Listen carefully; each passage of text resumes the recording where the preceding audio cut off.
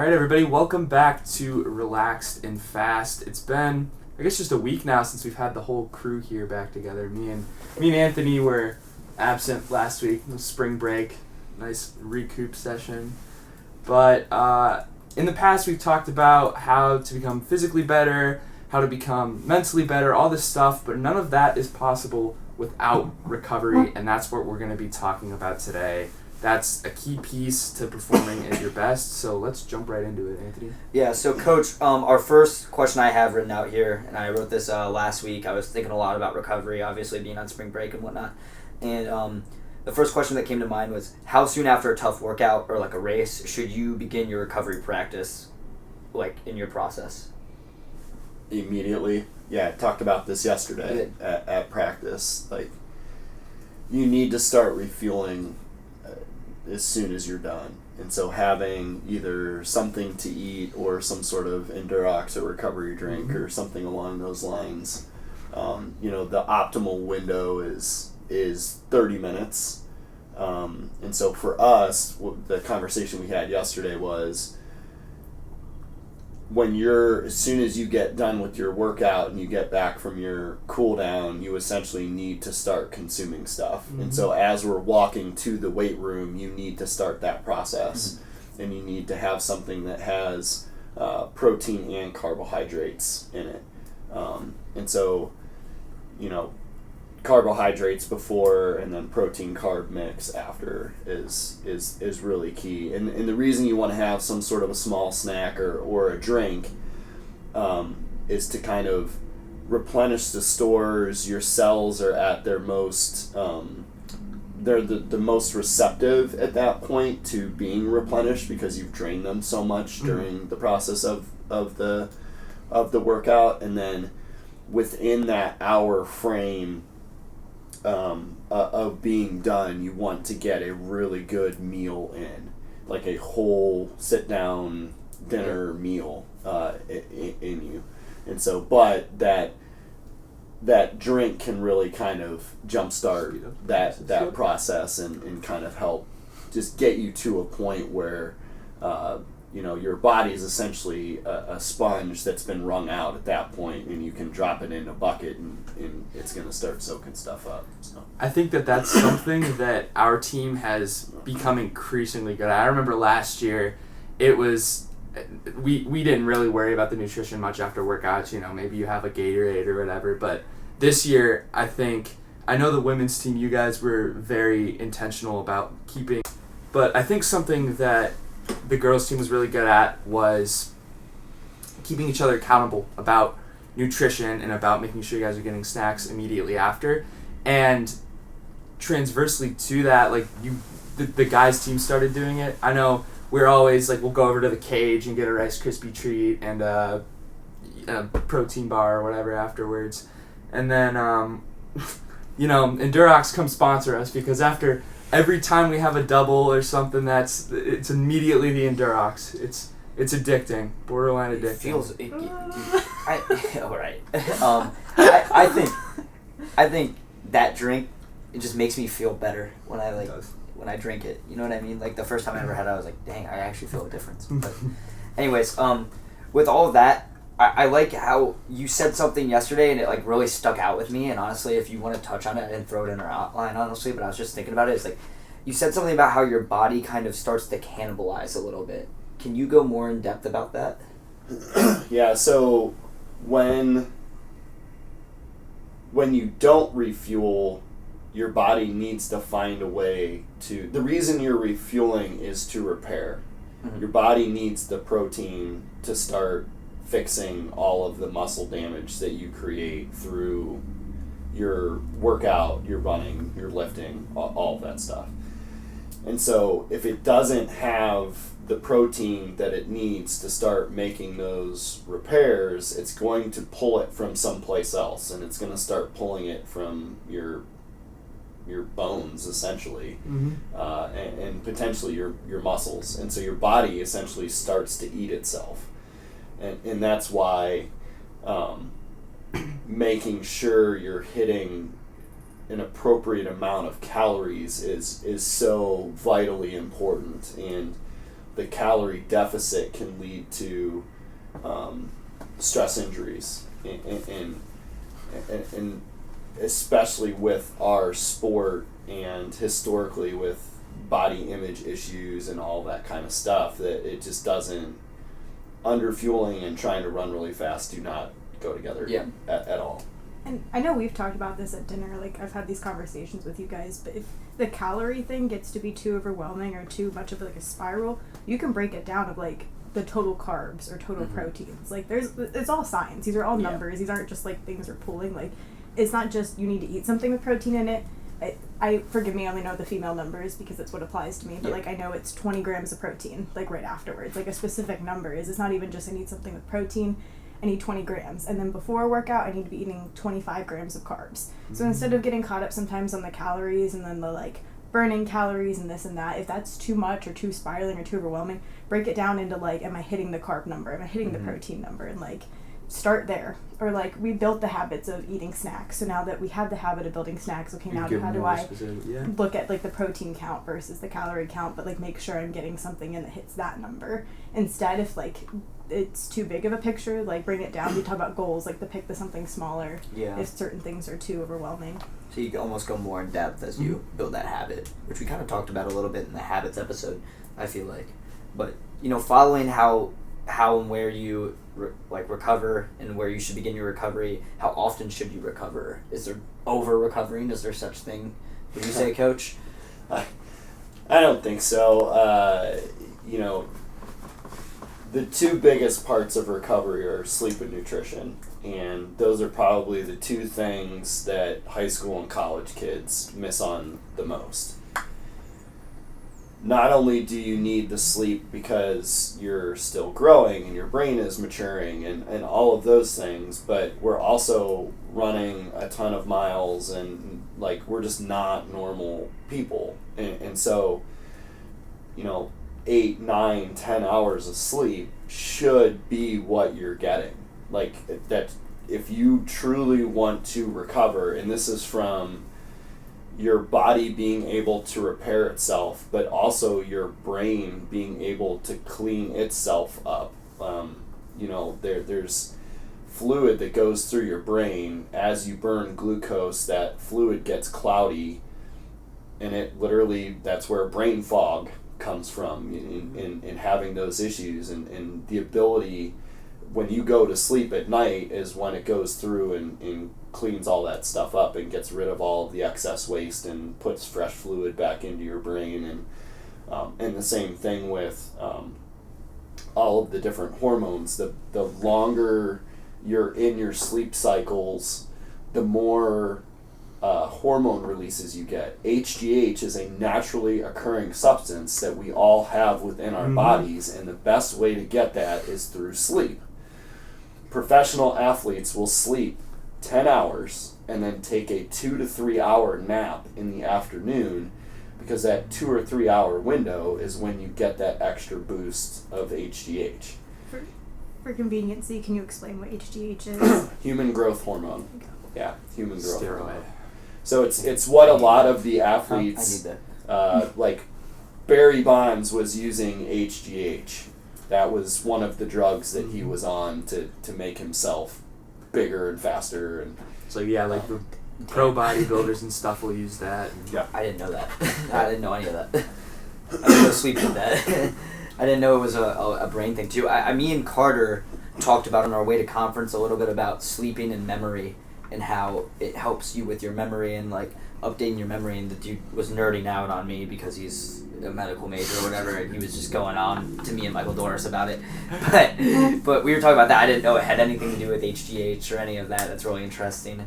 But going off, you said nutrition, sleep. Is there any other factors? What other factors are there to help recovery? I know you said before nutrition and sleep are the main things, and I'd love for you to touch on that and throw more into that if there is. Yeah, I mean, those are probably the two most important things. You have to fuel your body, and you have to let it repair itself with the fuel that you're giving it. And so, obviously, the sleep and nutrition. And once again, we could probably have an entire podcast about sleep, and we could probably have an entire podcast about nutrition, and we probably should.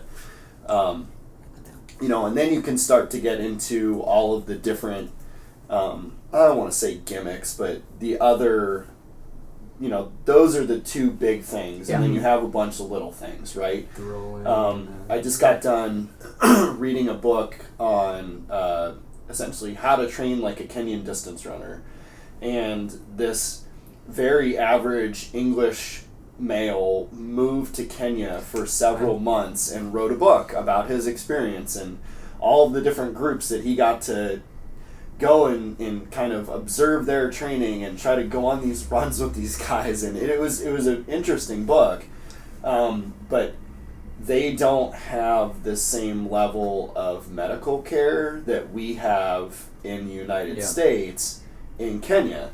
And so one of the big things that they have at all of the different training camps is massage therapists.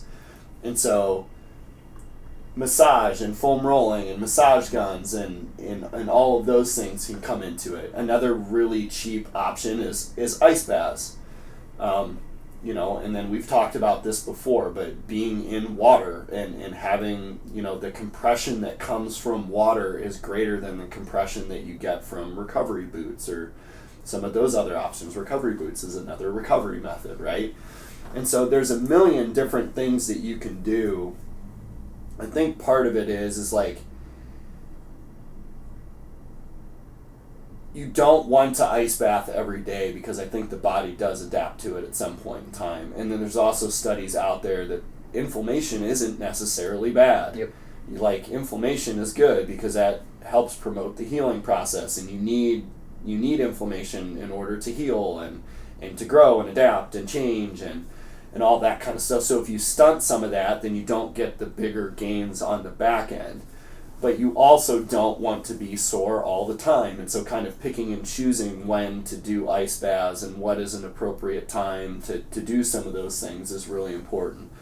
So I think part of it comes back to finding your routine and what works for you.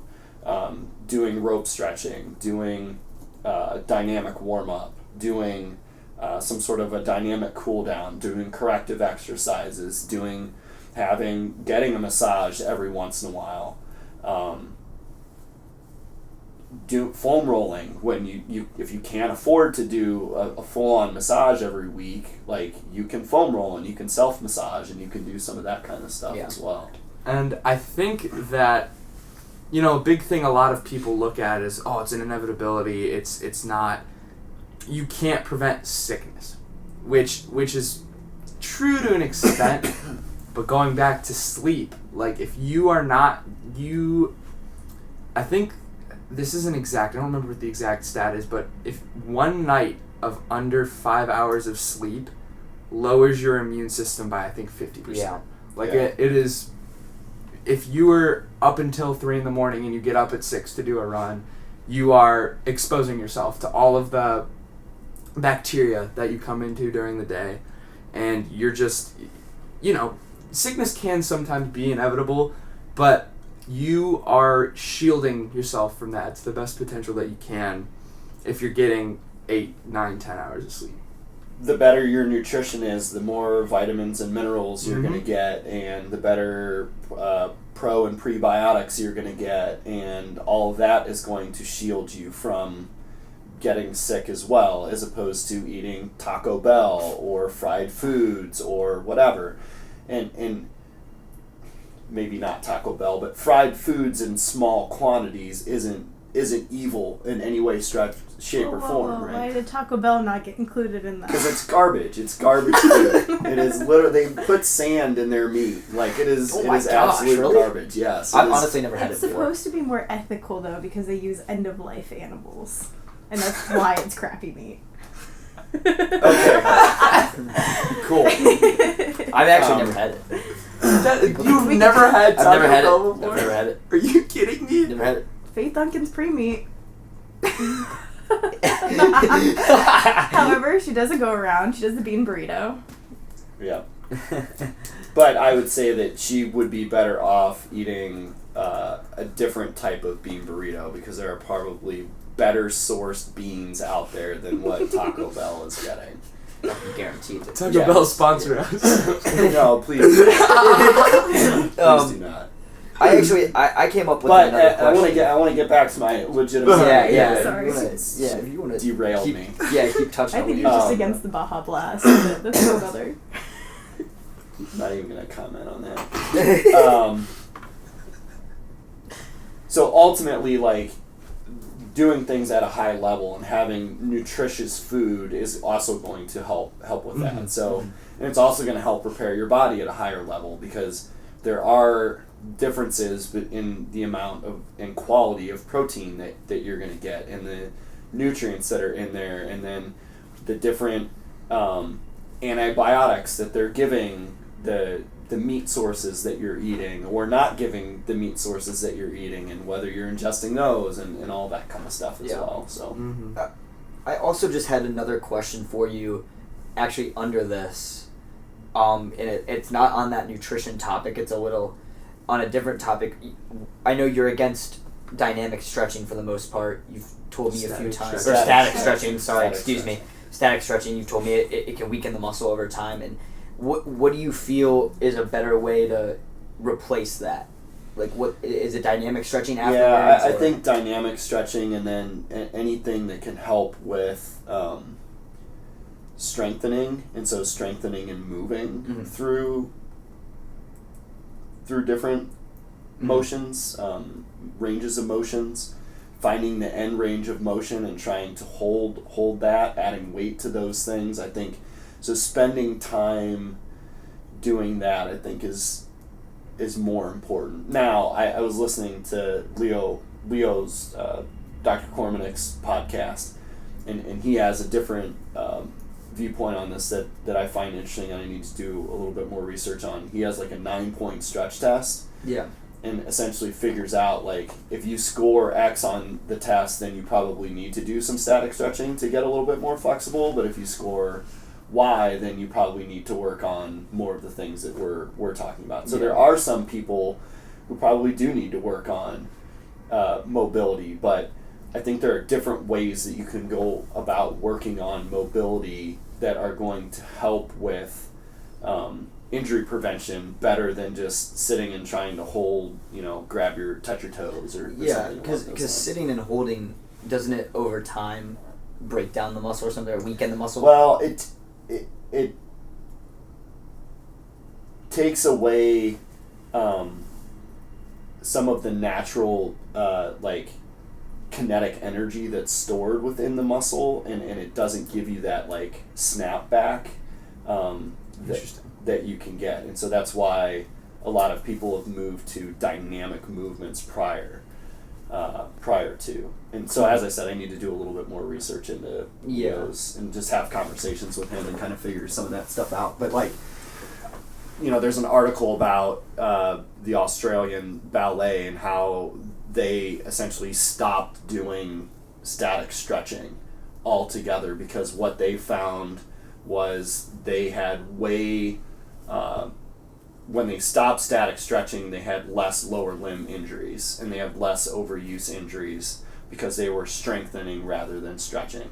But Leo would probably argue that, well, ballerinas are already very flexible to begin with, and so that's not what they particularly need, in that they need to get stronger in some of those areas to help prevent the impact and overuse injuries. What are you laughing about? I just think it's interesting. It's one of those of what your sport needs to. Is I was a ballerina for how many years, and Right. I wasn't the most flexible ballerina, but now that I do a totally different type of stretching, I cannot even come remotely close to doing some of the things I used to. I was already an underflexible, which probably benefit me in the long run, that I wasn't doing more to my body that I didn't need to do, but I can't even come close to doing the things I used to be able to do because I don't do that type of muscle training anymore. So it's kind of the dynamic of the doing the stretches that is relevant to what you need. Yeah. That motion that you're training yourself. I don't need to do a split anymore. I need to be able to do an A-skip form and different things like that. He constantly still yells at me for pointing my feet. But everything I did that goes in neural pathways. But every time I stretched, I did that. So it's kind of that are you recovering in a way that makes sense to what you're constantly requiring of your body? Yeah. I've been seeing a lot online recently about range of motion and doing stuff, my physical therapist that I worked with for a while was telling me to do the one hip thing where you go like that or whatever. I forget what it's called, but that was good. Yeah. I'm sure the podcast really got that. Yeah, picture. they definitely. It's We do where like that. you get a full range of Like motion a on your figure hip. 8 with your knee. Yeah, it's something basically like that. It's called something, but cars. That's what it's called. It's called cars. Yeah. So if anybody who doesn't know what they are, it's cars. But yeah, so he's telling me to do cars, and I've been looking a lot online recently, and I've been seeing a lot of that range of motion stuff, and that helps strengthen. Yeah, what so I'm it's doing. end range of motion Yep. movement and trying to get stronger in those positions. I'm just thinking like high school level conversations. We've touched a little bit on like specifically like recovering your ankles versus shin splints, and like the correlation between that is I think a lot of high school programs are missing that like the ankle mobility, ankle recovery, and then they all have shin splints just because like you don't know what you don't know. But I think different things like that are easy to incorporate but like make a difference. Yeah, and a lot of that comes back to strength and the ability to tolerate the load that you're giving your body, and so that's where the correctives come in.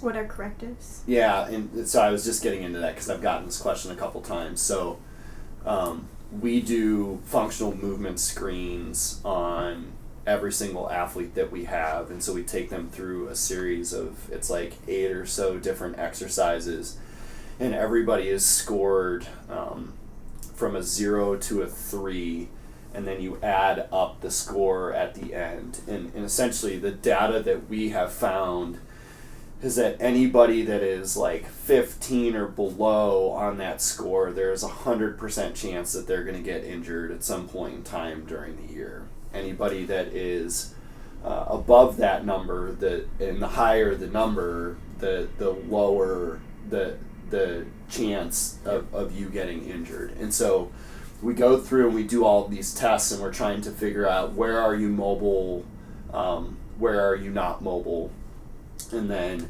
some of it has some strength patterns to it and things of that nature. And then we give you exercises to try to get better at the movements, essentially. And so there are ankle group, a hip group, and a thoracic group or a spine group.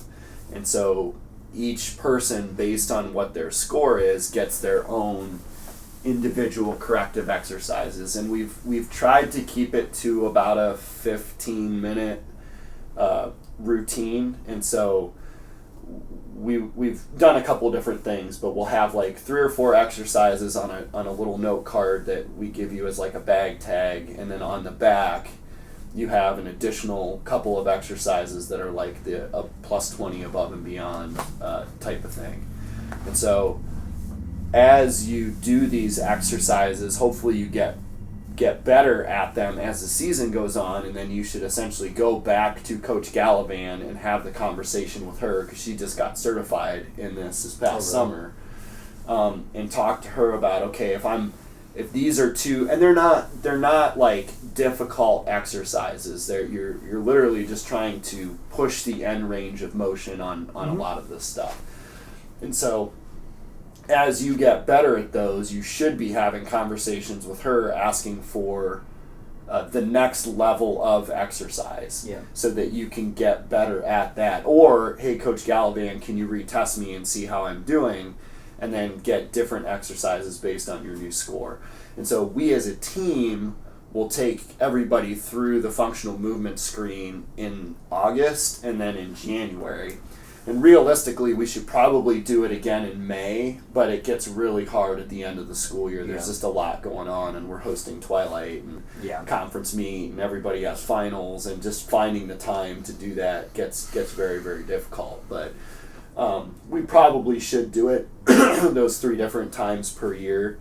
But those corrective exercises, I think, have been very helpful to our program and gives people something extra to do.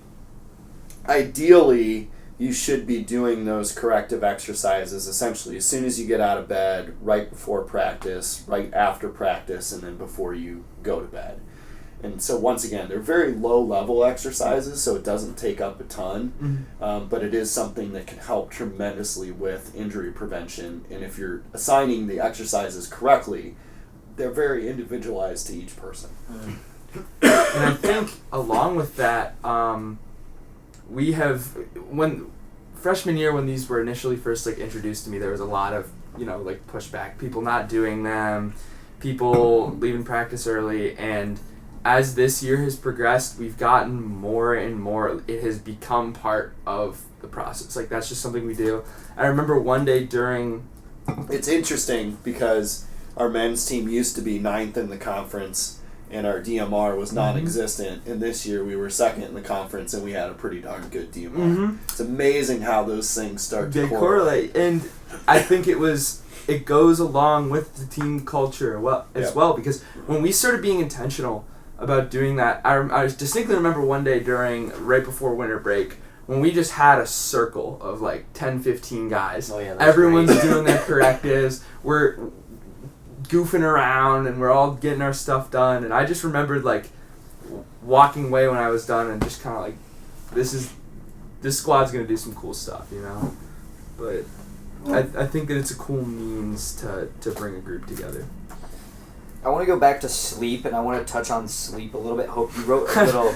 You were just saying you wanted to go to bed. That was me thought. You wrote a note on here about routine and sleep, correct? Yeah, and it made me think of something, Coach. You always talk about the alarm before going to bed.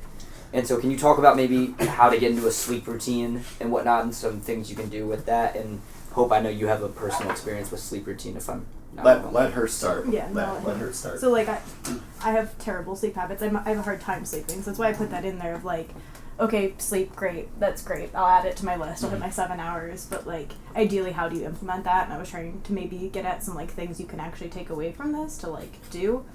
So I talked briefly in the goal one that I have trouble sleeping. I'm someone who, like, struggles, and I am a night owl. But when it comes time I need to, like, be able to sleep, I've worked on building, like, routines that, like, the nights I need to go to bed early, I have different things that, like, I can now use to, like, trigger that, that, like, I have to go to bed early tonight. I start with the lavender tea, like, it's probably placebo, but, like, something about the smell and, like, that it's now, like, has triggered my brain that this is, like, a night we're going to bed early, and, like, have a routine that goes with it, in that way that it can kind of trigger it, and I get into, like, circadian rhythm and different things like that, but it really is all patterns, and that's how we respond and how our body responds.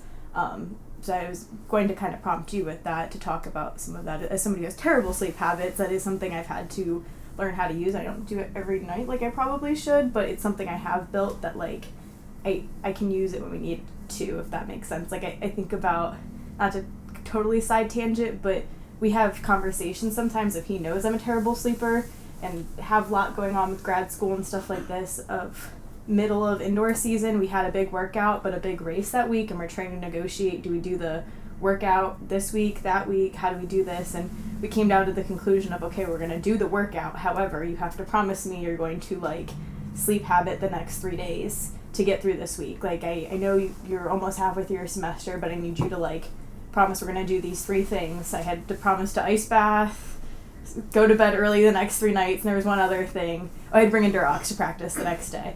To be able to do the big workout and the big race that week. How it ended is a whole different thing, but that was more mental than physical. But, like, the way we use some of those habits, that then I was able that night to be like, okay, I can flip the switch to go to bed early tonight and have that tool in my pocket as someone who's old now. But yeah, I think a lot of people use an alarm to wake up in the morning, but I don't think a lot of people think about using an alarm to start their sleep routine at night. And so if your goal is to get 8 hours of sleep and you have to get up at X in the morning, what is the drop dead time for you to go to bed? And then how long does your sleep routine take?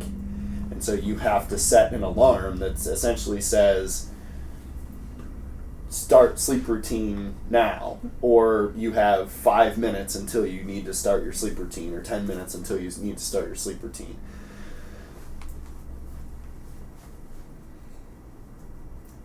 Our phones are evil, and they are one of the worst things, and so are laptops, and so are TVs with all of the blue light that comes out of them. And blue light is essentially what makes us wake up in the morning when the sun naturally rises, and the reason that we're able to go to sleep at night and is because the sun goes down, and now we have these unnatural things that we carry around and look at all day long.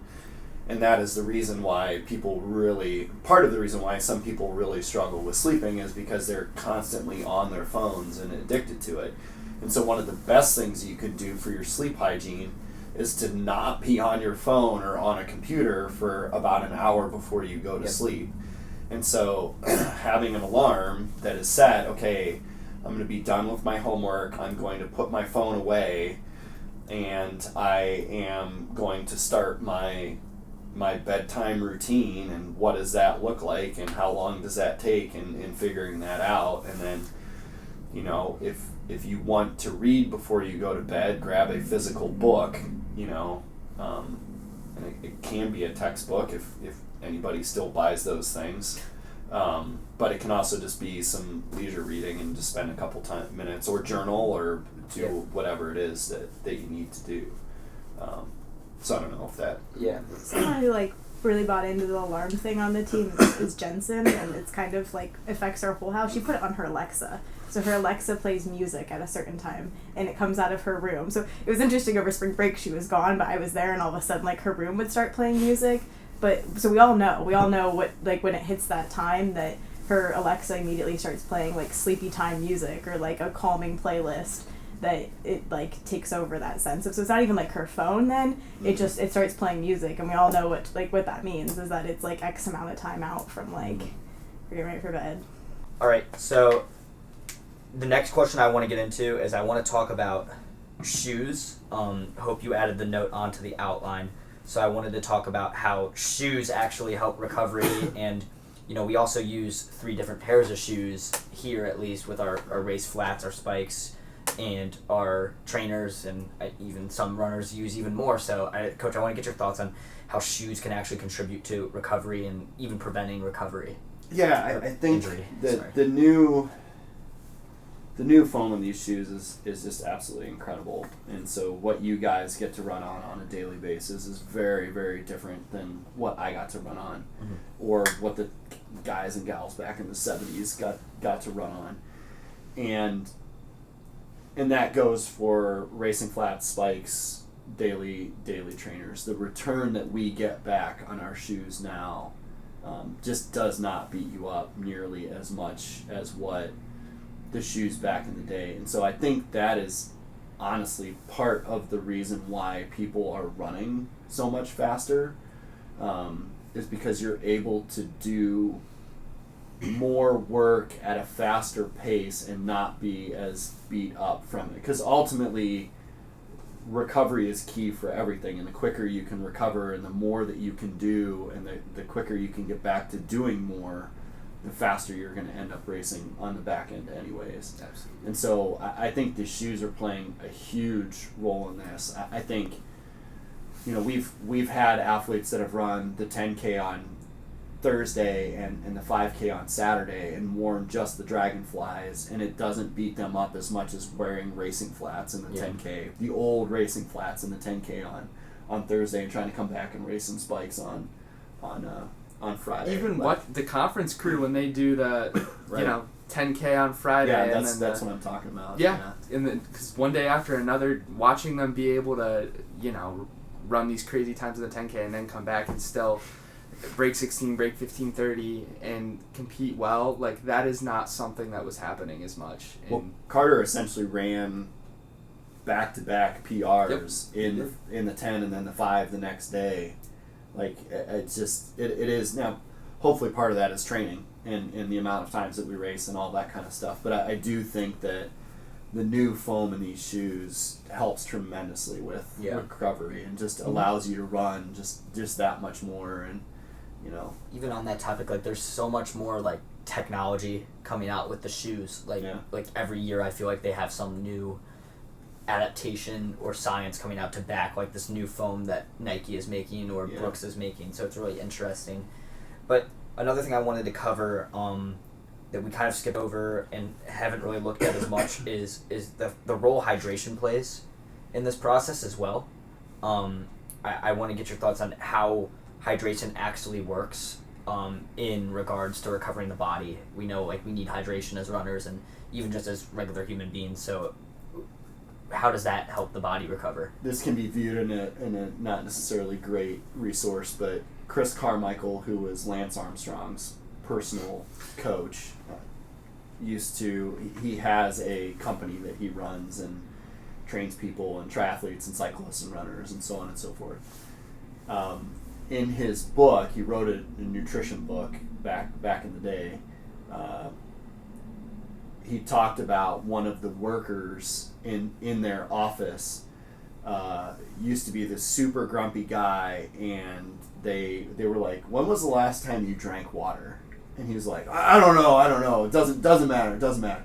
So they started making him drink 3 Nalgene's a day, and they noticed that his mood improved. Interesting. And somebody made a sign that said, "Make sure you water Bill," or whatever the guy's name was, daily.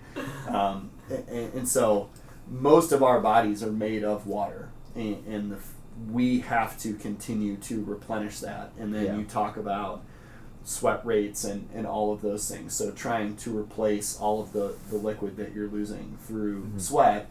But then you also think about one of the best things that you can do first thing in the morning is drink a glass of water. Because when you go outside and it's really cold outside, what happens to your breath? You can see it, right? Yeah. And so it crystallizes, and you see this big plume of Yeah. smoke, essentially, it looks like, that comes out of you. That is water vapor coming out of you. So think about if you're breathing normally, standing outside. Now think about you're sleeping. That much water is coming out of you with each breath every single time. Oh. So you are dehydrating yourself even sleeping in the middle of the night. And that doesn't include like if you're getting hot and you're starting to sweat and things like that. And so making sure that you're replenishing all of the liquid and the water that you lost at night, and starting your day off with a pint of water or whatever you want to, 12 ounces of water is one of the best things that you can do, not only for just your general health, but it actually helps your digestive system too, and kind of getting your nervous system and all of your digestive system up and running and going. And it also helps with cramps.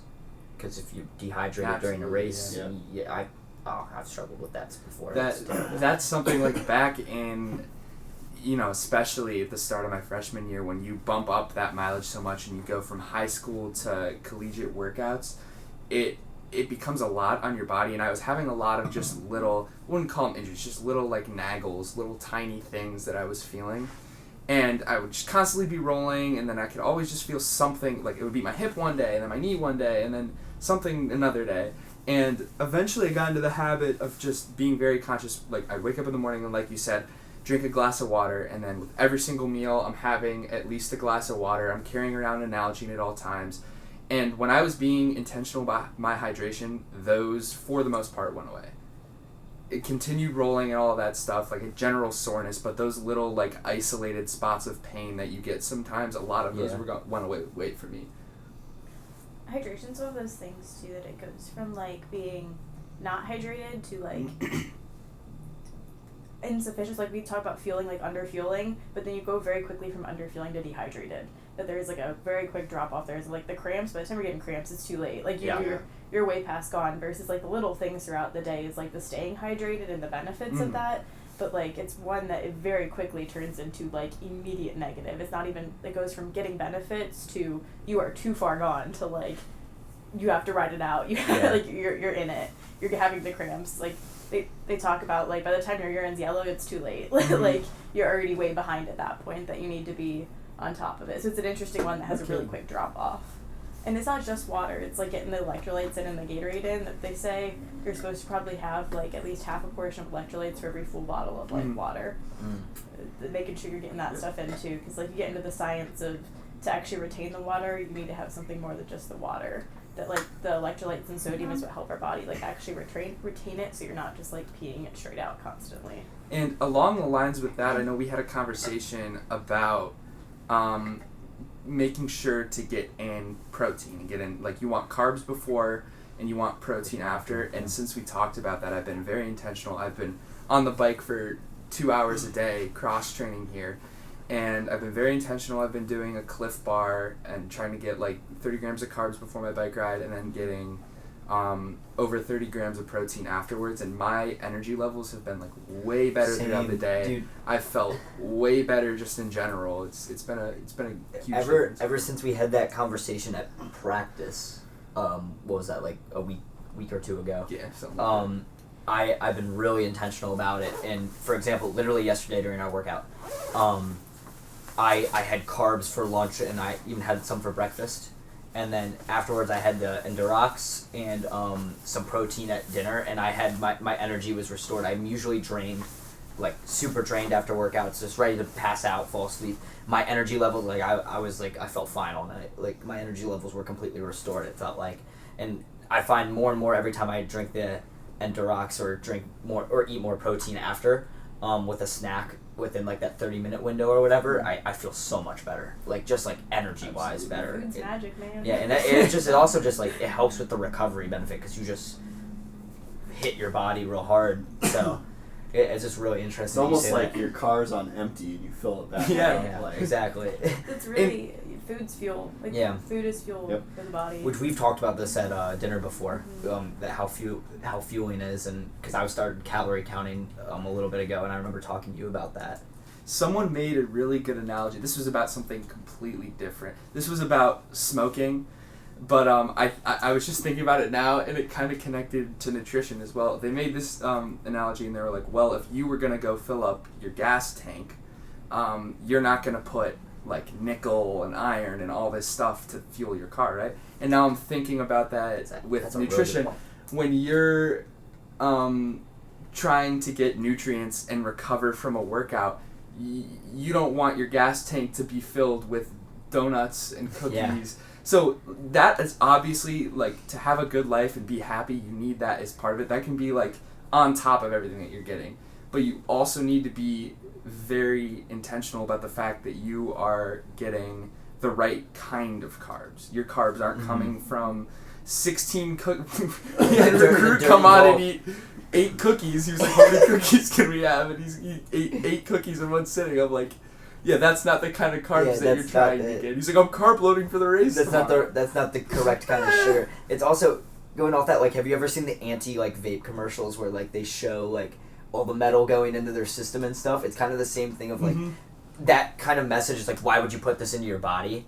And that's almost the same thing with like the junk food and the really bad food. It's like, why would you put that in your body when you're gonna feel this much better if you put the good stuff in your body? But again, it's not as like as much as a dopamine release. But I want to emphasize the fact that you can have that stuff. Do not by any means completely cut that stuff out. I don't want to villainize. Yeah, exactly. Sometimes step one's getting enough, and then like once you figure out to get enough, then because that's a bonus. Yeah. Take the next step of what are you getting enough of?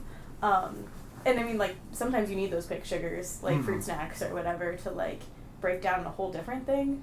But, I don't know, it's sometimes, like, a culture piece of viewing the food as fuel, viewing it as getting enough as, like, a team. Like, food's super contagious. How much of our time socially is spent eating with other people, especially at the college level, that, like, nutrition can be very quickly a culture thing. So you also just gotta be careful, again, not villainizing, like, not being afraid to be the person to eat the cookie with your dinner. Oh, I had 2 cookies today. But it's not just cookies that you're feeling off of. It's, like, finding that balance, a healthy balance. Absolutely. I agree. Absolutely. I 100% agree. But, I mean, I feel like that answered the complete hydration question, and we even touched more on nutrition there. But going off things relating to water, Coach, we've talked about... You've talked about it outside of the podcast, being in water, and how that helps you recover, because we've been in the ice bath. Hope I know you have an article on it, because you sent it to us. But just being in water, whether that's the ice bath or even the pool, and how that helps with recovery. And speaking of, we now have pool time, if I'm correct, that we can get into. So I'm going to take advantage of that. But if you wanted to talk about how that actually affects, because I feel like nobody really understands like the water. I personally at least don't really understand the water benefits too much. Yeah, that it's something that Coach Mixdorf taught me a lot about last year, and he just brought up the fact that there is a huge benefit to the compression that you get from being in the water, and so it's like X amount larger than wearing compression socks or using the boots or whatever. And so I think there is something to that, that it is part of the healing process and helps kind of flush your system out. I think there's also something to the weightlessness of being in water and being able to float in it. And since we are made of water, just being kind of in that.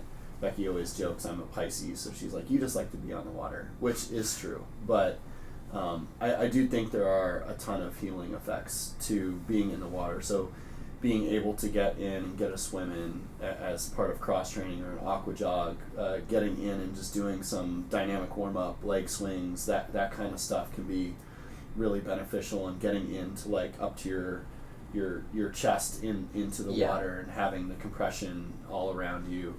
And then ice baths, I think, can be very, very good. There's a time and a place for them. I don't think doing them every day is ideal, because I think your body does adapt to it, and there is benefit to having swelling and the recovery aspect of having all of the hormones and the all of the parts of the body that will help repair flooding to a part that is sore and broken or torn or whatever, micro tears and all that kind of stuff.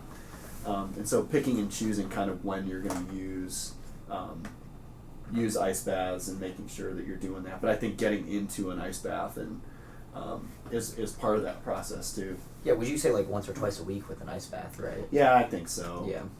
I think so, especially after like a speed development day or a hard workout day, but pick one. You always say after the workouts, recovery is the name of the game. Get in an ice bath in the next 24 hours. Yeah. But that also part of that reason is that they show that getting into water within 24 hours of a hard workout, whether that's an ice bath or just getting in the pool, is super beneficial. So I've heard a bunch of people talk about that too, and it just helps the recovery process. And I think that it is important also to mention, because in the world of Instagram, in the world of TikTok, you see a lot of people doing these daily ice bath challenges. They get in the ice bath every day. There's a difference between doing an ice bath for the physical benefits of it, like for an athlete, and the mental, because those people are doing it for the mental. Get up in the morning, wake yourself up.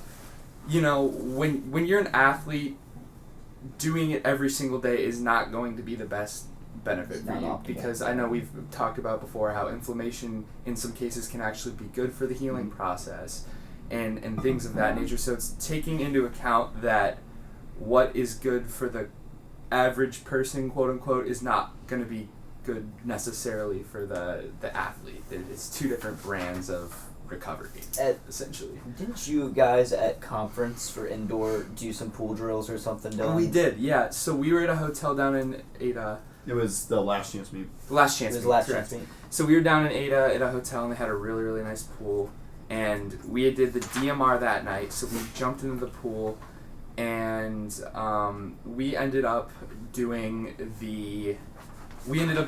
what he talked about, the leg swings, and we just kind of we had never done it before, so we kind of just made up essentially what we did. But we were joking around, and we just ended up doing the entirety of our dynamic warm-ups in the pool. Yep. And we were just messing around, having fun, and then we all ended up getting a great night of sleep that night. And then most all of us had a great race that day. We won't talk about myself, but I felt good at least. I think part of kind of coming back to the daily ice bath challenges. Part of that is the Wim Hof, right? Absolutely, yep. And so the Wim Hof breathing is another part of the recovery piece that I think can be really helpful. Because part of the Wim Hof breathing is to get as much oxygen into your system, and it gives you that super weird, shaky feeling. Yeah. The laughing gas, right? The nitrous Yeah, it oxide. feels like you're on nitrous getting dental surgery. Right. Yeah, it was weird the first time I did that. Yeah. But I think there is something to that too, right? That getting oxygen into your system and flooding your system, because we need oxygen. Oxygen helps with all of the repairs as well. And so And that's the ice bathing and cold cold training is part of Wim Hof stuff too, but the breathing is really what we use probably the most. Mm-hmm. Also, the I know you want to try this, the sensory deprivation tank. Yeah. The SDT. The float tanks. Yeah, the float tank. So in the summer, I brought it up to Dylan, and I was explaining it to Dylan, and he was like, "Dude, what the hell are you talking about?" He talked about this for like an hour and a half. On a run, because me and my brother do it a lot. So my brother does it, but he runs marathons now. He'll do it before every marathon and stuff. It's like this meditation mixed with like this recovery, mixed with just like being in the water, and you just float, and it's so like it's like something where like it's like they like show you, they like brief you before, they're like, yeah, you might like get real deep into your mind, right? And that's like a whole other side of it. Like we don't need to get into like if you see things or like hallucinate through the meditations and what, but it does happen. But the thing they show is like you will get the best sleep of your night after because the best sleep of your life the night after you do it, because you're in the water and like the Epsom salt in it is also relaxing you and relaxing your muscles and stuff. But what also it does is when you're laying there, you're not on the ground anymore. You're not on like a surface. So it actually will bring pain to the surface and show you parts of your body where there's pain that you never knew, because it's something like again, don't like check me on this, but from what I remember, it's something like the do check you on this.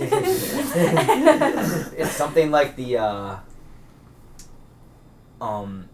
your body like adjusts to sitting on hard surfaces and or on couches or on the ground, so like you don't feel that pain all the time. So when I first did it, I laid down and my whole neck was just super sore while I was laying down. I was like, oh, so I have pain in my neck, and I found out I have some pain in my neck, right? Like carrying my stress in my neck.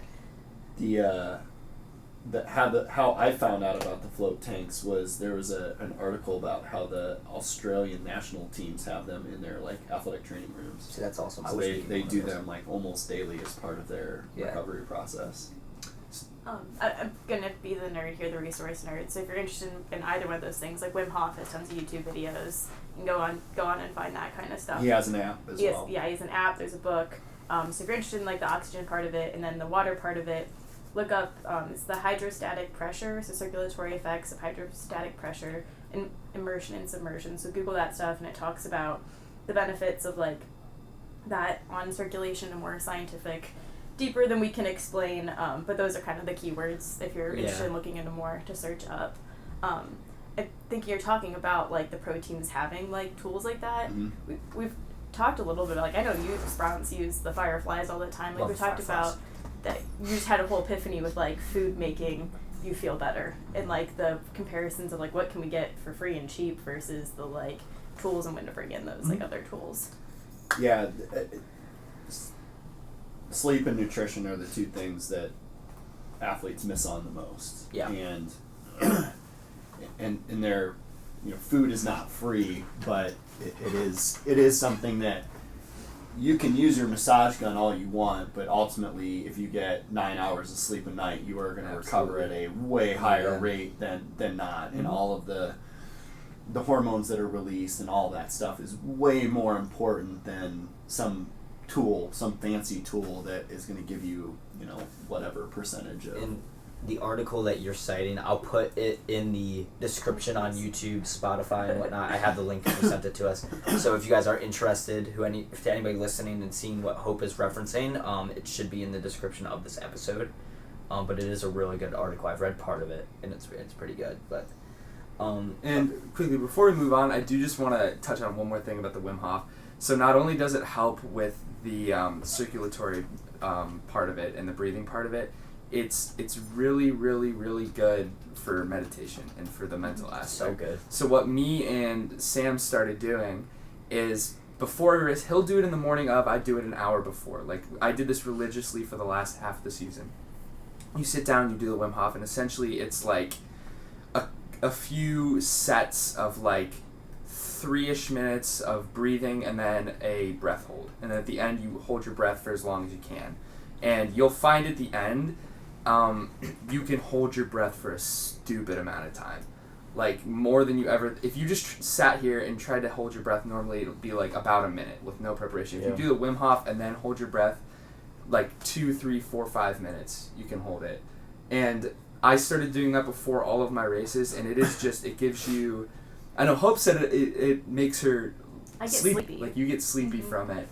And I actually found if I do only one set of it, it'll give me like a little energy boost. Like I just feel clarity, I feel ready to go. So that's a very cool tool that you can use if you struggle like me with anxiety before the race. I highly recommend looking into the Wim Hof.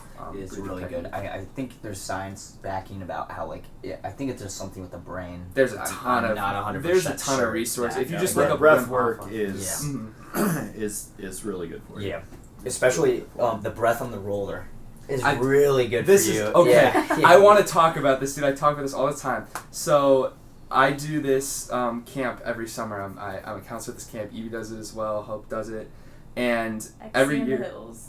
every year they have a person come down and talk about rolling. And this past year, the guy that came down was very passionate about it, and he said that when you are rolling, like, no distractions, put your phone away. So essentially he combines it with meditation once again. And while you isolate the most sore spot that you can find, like that 9 out of 10 pain spot, and you do 3 seconds breath in, and then 4 seconds breath out, and you close your eyes and you just isolate on that spot. And what it is, it's essentially connecting like the neural pathways to that spot, and it's really like you will feel a huge dig. And I guarantee you, if you do that one time, you will feel the biggest relief in your life. I did it on my back, and I've always had like back pain. It relieved so much pressure.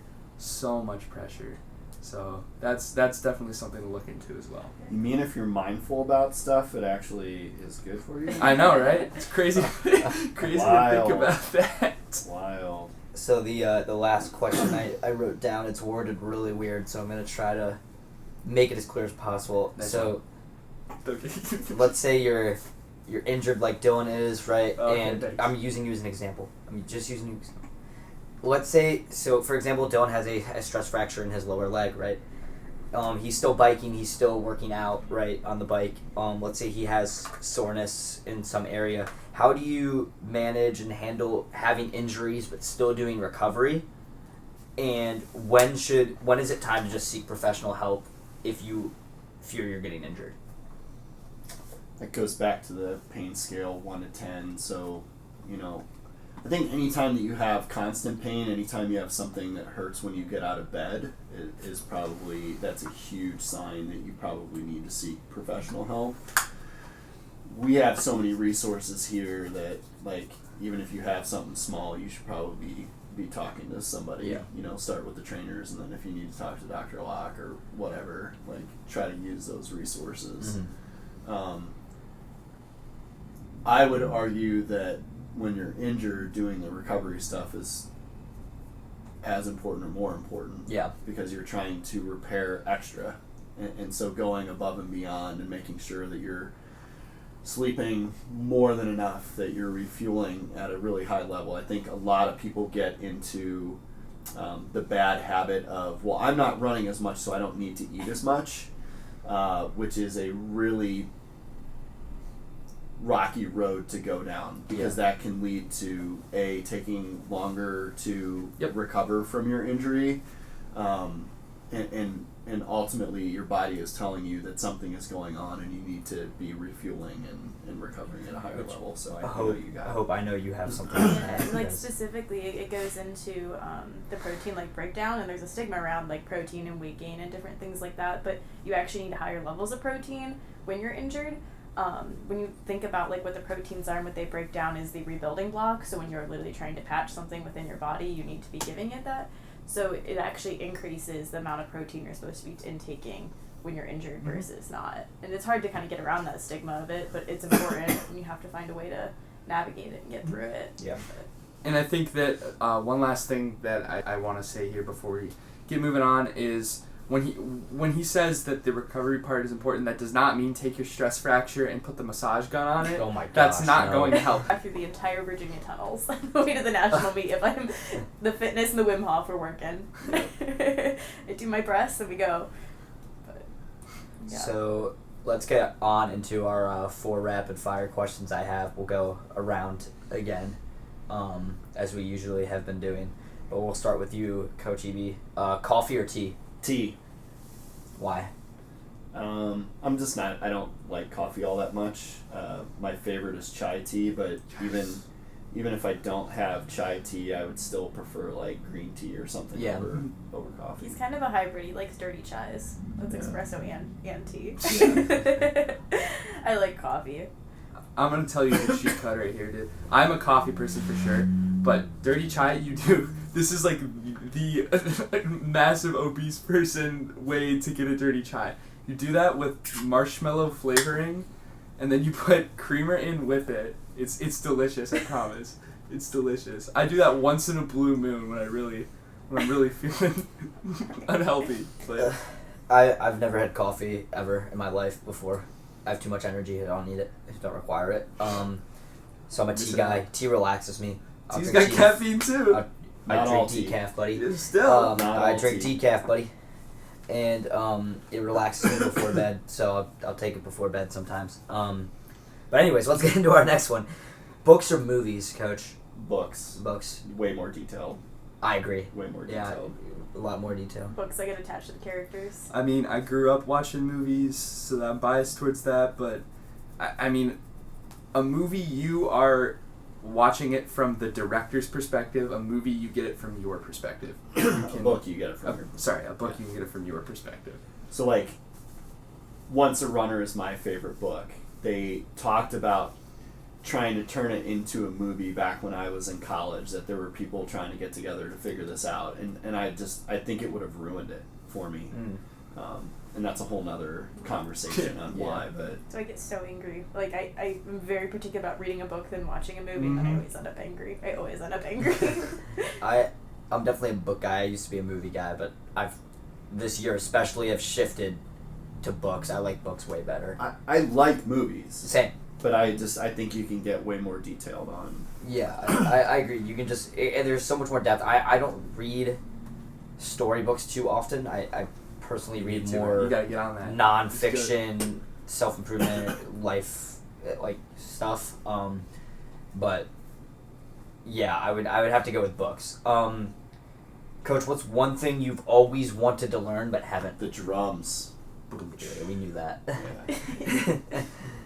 Mine's ASL. I used to tease Coach that it was one of the like con lists on my BW like pros and cons list was that they didn't have ASL here. I can't. That's actually Sign shocking. Yes, to me. American Sign Language. Yes. I wanted to minor in American That's Sign very Language. shocking to me. I think for me, I just want to say like skill. Hold on, come back to me. You go first. I've got too many things floating around in my head. So, for me, it's Italian, like the language. My whole family's like Italian, so I'm trying to learn Italian. My brother knows a little bit of Italian. I'm on Duolingo. I'm not great with it because of school and stuff. Yeah, it's like how much more can I take? But I will learn Italian within the next 4 years. So I'm working on it, but that's what I want to do. I want to learn how to like be really, really good at swimming. I can barely swim, barely. I just want to be able to get in the pool and do like 20 miles easily, perfect form. That'd be a lot of laps. That's a lot. lot. These These are are a miles. lot These are the of miles. laps. That's a lot of No, 20. That's Holy crap. Okay, I'm holding you both to those goals. Dylan I'm needs gonna- to swim I'm 20 gonna- miles in the pool. And I'll come in here my you're gonna junior take year. a yell Italian at him the entire time. I'm gonna come in here. I'm gonna come in here for a meeting my junior year coach. I'm gonna speak it only in Italian. You're gonna have no idea what's going on. If you could only listen to one genre of music for the rest of your life, what would it be? Grunge. Yeah. Okay. There's a lot that is encompassed in that, but yeah, mostly like the 90s grunge and all of the different punk genres and electronic grunge that comes off of that. Like that's my jam, man. Mine's Christian worship. I couldn't make it through a Think Me Day without my worship music. Yeah, you put me onto that. Yeah, I think mine's country music. No, Evie hates country music if you're new here. Yeah, I hate But it too. mine is Midwest emo. It encompasses a lot of different sounds and instruments and stuff, and there's a lot of different ways that people interpret it. So I think it's pretty broad, and most days that's all I listen to. So I could You're go. allowed to listen to country. I just don't want to listen to it with you. Because you got a really good song. I don't like country either. Hey, if I hope put me on to the gospel stuff, like the Christian music. So looking at this question tactically, I would have to listen to the Christian music for the rest of my life. But yeah. So that's gonna be the podcast, guys. Dylan and I kind of went opposite directions. Yeah. I'm listening to Nine Inch Nails and Pearl Jam. You guys are listening to worship music. That's gonna be all we have for today, guys. I thank you guys for listening. If you're listening on Spotify, make sure to give us 5 stars.